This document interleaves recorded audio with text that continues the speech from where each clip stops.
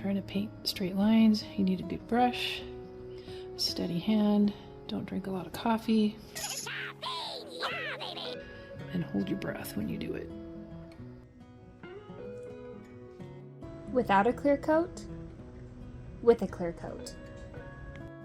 So this video that you're about to watch is a collaboration of 4 local artists. Originally, the whole perimeter of the photo was just white. So we asked Jolynn to paint what she would see as like an extended view of the photo.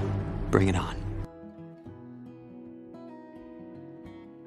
The photo came from a photographer. It was highlighted on the cover of the W2TA, which is the Washington Trails Association.org.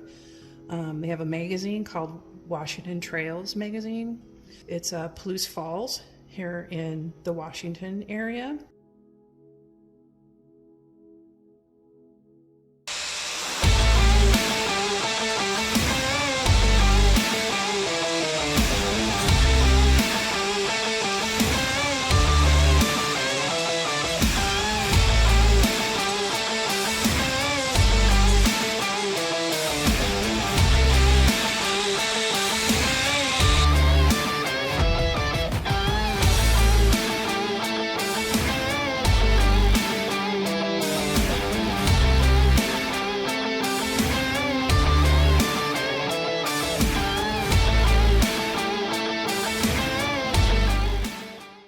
So with this design, I did originally cover all of it with a copper effects.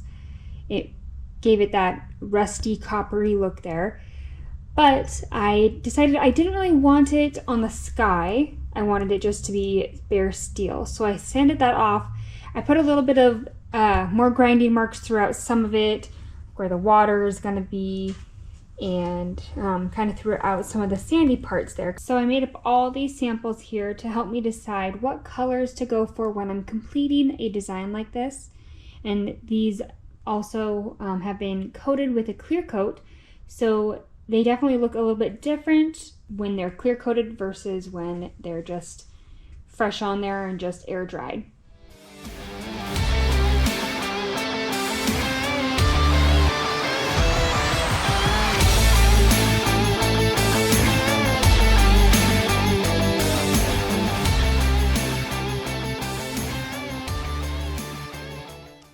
Also, I thought I'd just share this.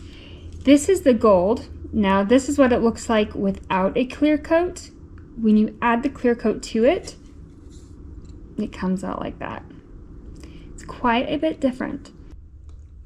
So because I have these sample discs made up, I was able to get a rough idea of what the color would look like after I put a clear coat on it.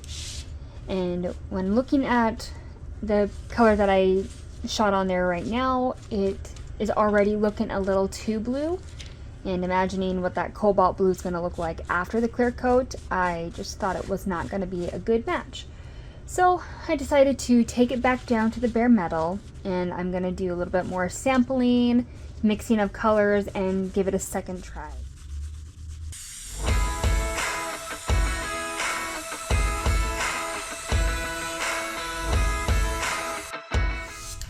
Yeah, I like it. Yeah, boy.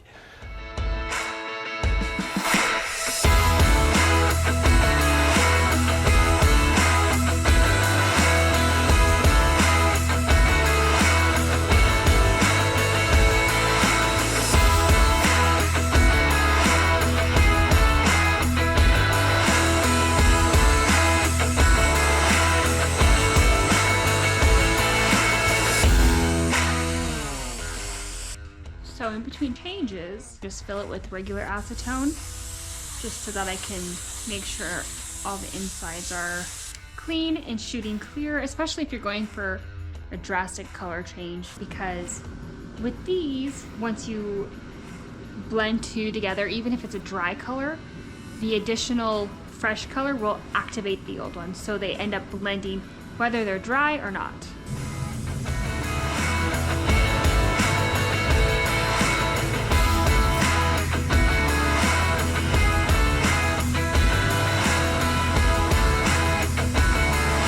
Happy accident.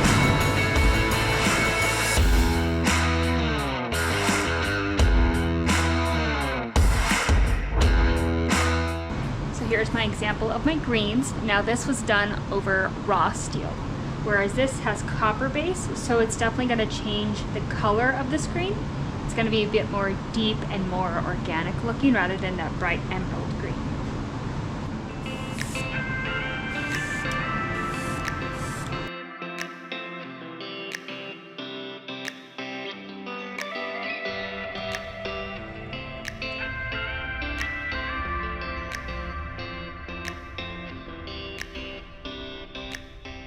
So if you want to see how this product works with other tools and other forms of applications, you can check out my other videos to see how those work and see what you think.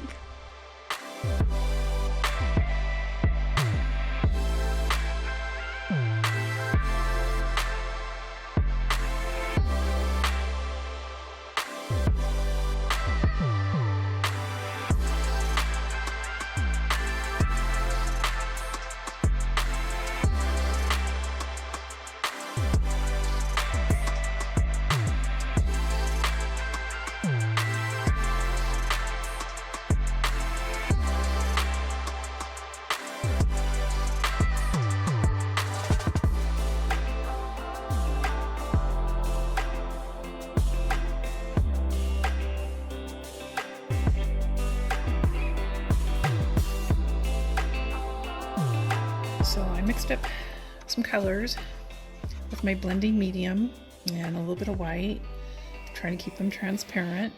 The nice thing about using the blending medium is that it's a extender, extends drying time, so it allows for more mixing on the canvas if you want to mix more on the canvas rather than on your palette. And these are sort of the colors that I've got going, the dark green to the lighter green to the dark browns and into the rusty browns.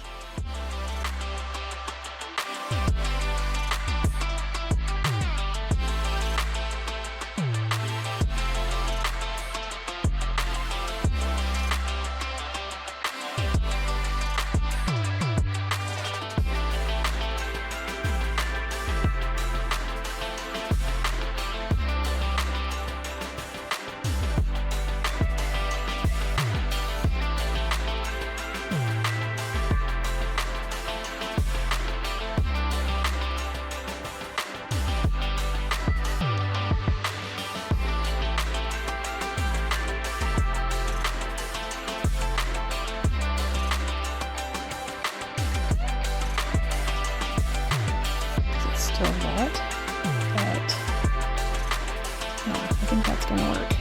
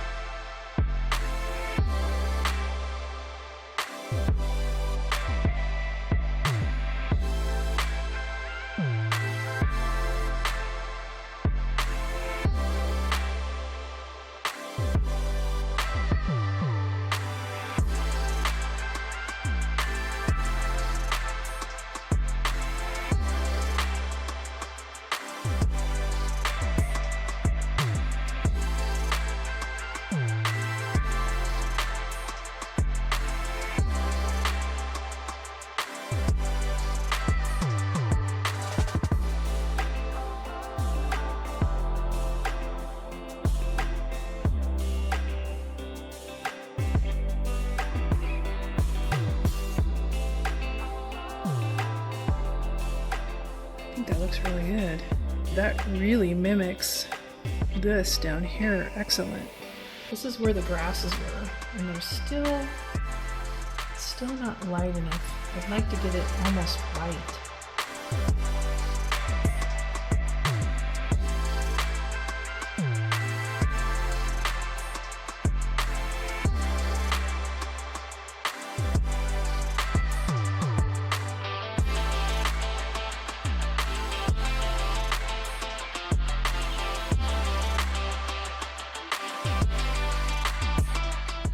I like that.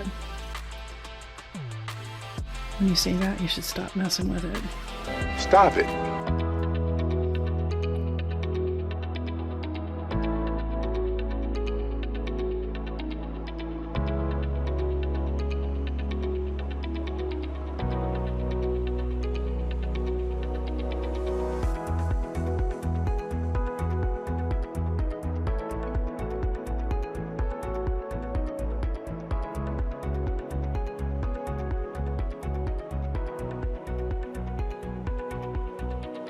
I'm happy with it. Why am I still messing with it? Because my name's Jolynn and that's what I do.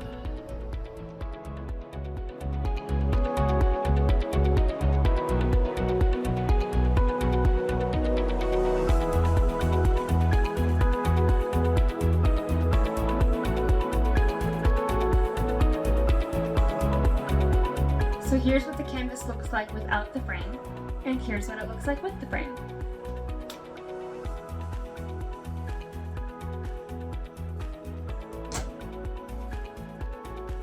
Beautiful.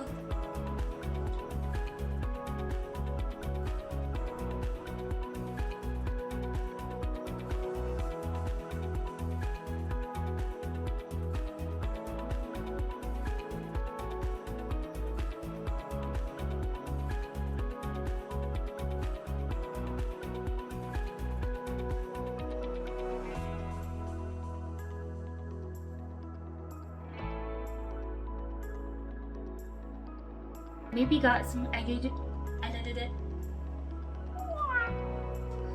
You'll definitely want to. Oh dear. Did I say that?